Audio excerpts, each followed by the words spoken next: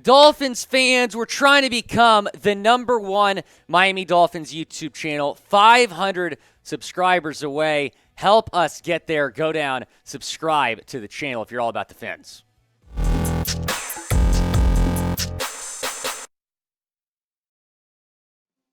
Dolphins fans, welcome in to Dolphins Today. I am Will Scott, and it is the offseason after a disappointing 34-31 loss to the Buffalo Bills in the NFL wild card round.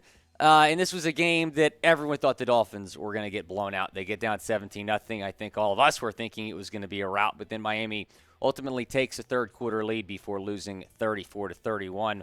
But I'm proud of my Fins. I really am proud of the effort from them in this game. They're that close to their first playoff win in over 22 years when they had like half a roster, and they're on the road facing arguably the NFL's best team in Buffalo. So I'm proud of the effort. And ultimately, there's a lot of positives to take away from this season. You go to the playoffs for the first time in 6 years. Tua looks really, really good under new rookie head coach Mike McDaniel, so there's certainly some positives to take away from the season. With that being said, there's a lot to do this offseason for general manager Chris Grier and company. So on today's show, I have put together my perfect offseason plan, an 8-step plan, what the Dolphins need to do in the offseason. And number one on my list is to bring Tua Tagovailoa back and get this guy healthy. And we did hear Chris Grier say yesterday that is the plan. And part of that's going to be Tua going around and meeting with different doctors, maybe changing his helmet. We'll see. But Chris Grier did say that Tua will be back as the team's starting quarterback, and this is absolutely the right call. Here's what Grier said yesterday in his offseason press conference, his first offseason press conference. Tua is our starting quarterback. I don't know if I can say it any more clearly. We fully expect him back next year, 100% ready to go. And I'll reiterate what I said yesterday. This is 100% the right decision. When you look at some other options at quarterback, I don't know if they're necessarily better than Tua because Lamar Jackson has a lot of injury issues as well, and you don't have the draft capital to make that trade. Tom Brady didn't look great last night, if we're being honest. Derek Carr is not an upgrade. Jimmy Garoppolo is not an upgrade. You are not going to upgrade from Tua, who put up these numbers in year 3. Keep in mind, he missed 5 games. Imagine what these numbers would have been like had he been fully healthy. 25 touchdowns, 8 interceptions, 3,500 yards, led the NFL in passer rating. And I think it was really important for Tua coming into this year to really showcase his potential, and he was able to do that. You surround him with a lot of weapons. You trade for Tyreek Hill. You improve the offensive line a little bit. Still wasn't great, but it was a little bit better than it was the last 2 seasons. And then most importantly, you have a coaching staff that supported him. Mike McDaniel from day one believed in Tua, told Tua that he believed in him. We heard Tua say that, he was worried about, all this. And Mike McDaniel was like, no, you're good. Don't listen to the outside noise. You're a good football player. And we saw that from Tua in year 3. Just got to get him healthy. One way you can support Tua is by getting him a running back. And I believe Josh Jacobs should be that guy. Miami this year, the run game was a problem all season, right? They ranked 27th in the NFL in rushing offense, under 100 yards per game. And Mike McDaniel last season in San Francisco as the OC, they led the NFL in rushing offense. But this year, Miami ranked 27th. There was no consistency from the run game this year. I do believe you can fix that by bringing in Josh Jacobs, who just won the NFL rushing title, over 1,600 yards, 12 touchdowns, averaging nearly 5 yards per carry. Josh Jacobs would be a perfect fit. And I understand a lot of people would say, well, let's go sign Saquon. I don't believe that's realistic for a couple different reasons, mainly because Saquon's probably going back to the Giants. Josh Jacobs would be a home run, though, for the Dolphins in free agency, and you would reunite him with Tua Tagovailoa, his college teammate, Alabama. Man, I would love to see those two going at it in the Dolphins offense next year. That would be great. Do you want to sign Josh Jacobs? I do believe that Jacobs needs to be the number one priority for the Dolphins in free agency. As for sign, P for pass, it is the pinned comment on today's video. So when an ad break comes, go down, chime in. Do the Dolphins need to sign Josh Jacobs? What do you think? I'll tell you what, they need to fire Josh Boyer. What is it, 12:30 on Thursday, and they haven't or Tuesday, and they haven't done it yet. I'm awaiting this Ian Rappaport, Adam Schefter notification that it's happened, but I do believe that it will happen. Jordan Schultz reported this yesterday. The Dolphins are expected to look at making some staff changes, especially on the defensive side, where Mike McDaniel inherited most of the staff from Brian Flores. And look, I understand that Boyer actually called a decent game in the second half against Buffalo, but you have to look at the whole body of work. You can't look at one half. You have to look at the entire season, and the defense was not very good this season. I understand there were some injuries. We'll talk about that in a second, but they're 24th in scoring, last in road defense. That's terrible. Dead last in the league in road defense. Inexcusable. 27th in passing defense. The one good thing was the rushing defense, top 5 in the league there, but 26th in third down defense. These numbers alone are why you should move on from Josh Boyer. Here are some potential replacements here. Vic Fangio, Chris Richard. I really like Richard. He might be in line to get a DC job. Fangio might go wherever Sean Payton lands, which is obviously not going to be Miami. Ejiro Evero is getting a lot of head coaching interest. In fact, this morning he just wrapped up an interview with the Houston Texans. So a lot of people believe Ejiro Evero might get a head coaching job. But if he doesn't, and if the new head coach in Denver wants to have his own staff, Ejiro Evero is going to be the number one DC candidate on the market. And then Sam Madison, if you want to have an internal candidate, I think he's worth a look. And then Jim Leonard is expected to get some NFL interest as well. I believe Nick Saban really wants him at Alabama. But if Jim Leonard has interest in going to the NFL, I do believe he would be a fantastic hire here for the Dolphins. Who do you want as the Dolphins defensive coordinator next year? Go down in the comment section. Let me know. You can say Josh Boyer. I'm not saying Josh Boyer. I do believe the Dolphins need to move on because you look, there's some really good candidates out there right now, and it really frustrated me earlier today because Jim Schwartz got hired by the Browns. Schwartz was my number one candidate for the job. The longer you wait to move on from Boyer, and I get it, we're less than 48 hours from the season ending, but the longer you wait, the more quality candidates you're going to lose out on. Number 4 on my perfect offseason plan is to improve the offensive line. I cannot say this enough, and I understand the offensive line was a little bit better this year.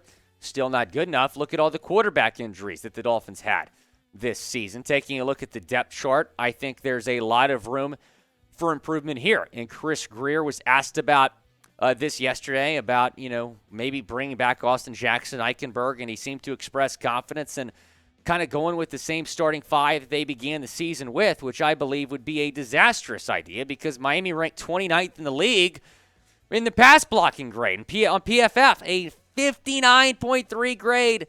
That's not good. And Miami certainly needs to address that this offseason, go and improve the offensive line. Taking a look here at some free agent options. Orlando Brown from Kansas City is going to be a hot commodity. We talked about maybe trading for him last offseason, but I don't really know how realistic it is to sign him. I do believe that Mike McGlinchey is very realistic. I think I mentioned Josh Jacobs number 1 on the priority list. McGlinchey should be number 2. He'd be great. Isaiah Wynn.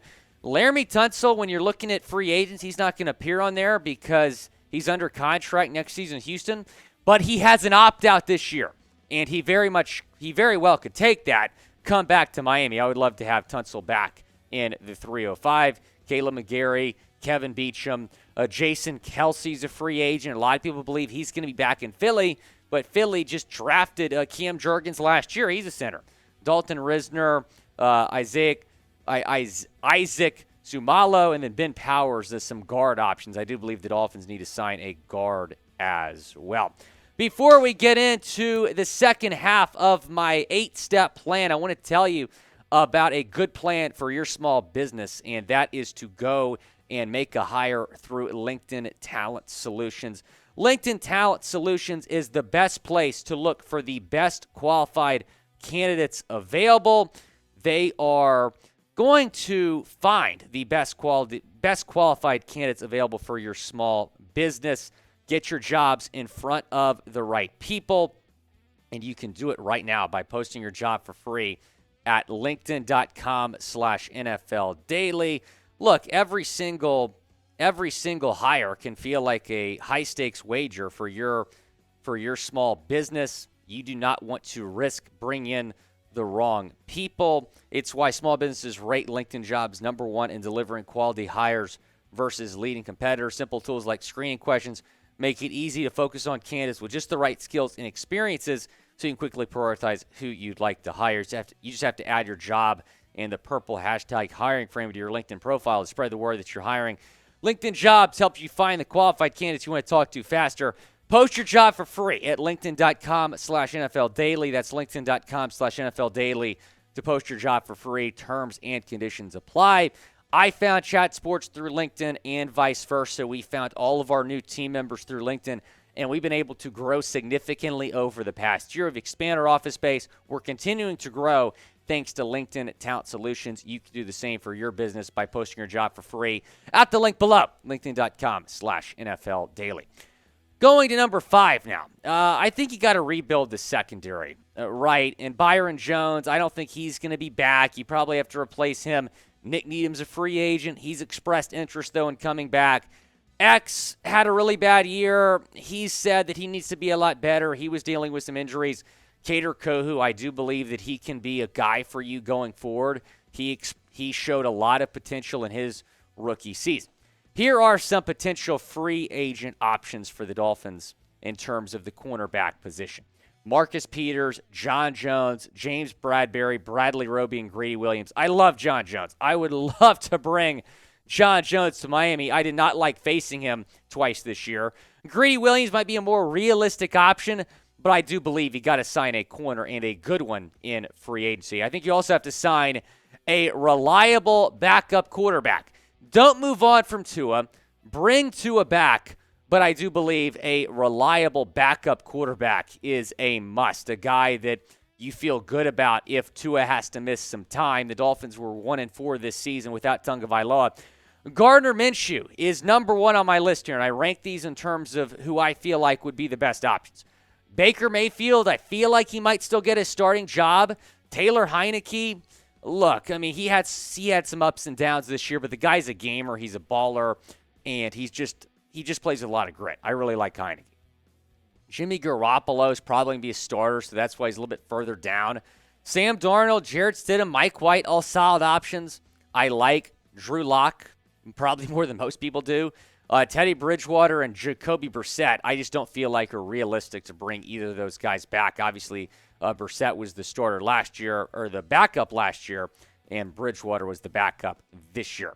Number 7 on my list, extend Christian Wilkins. You picked up his 5th-year option, so he's under contract one more year, but I do believe you have got to extend Christian Wilkins. He's at the NFL record for most tackles by an interior defensive lineman in a single season with 98. Somehow he didn't make an all-pro team, but I do believe you should extend Christian Wilkins, pay him whatever you have to pay him. Not only is he really good on the field, but he's a great locker room presence as well.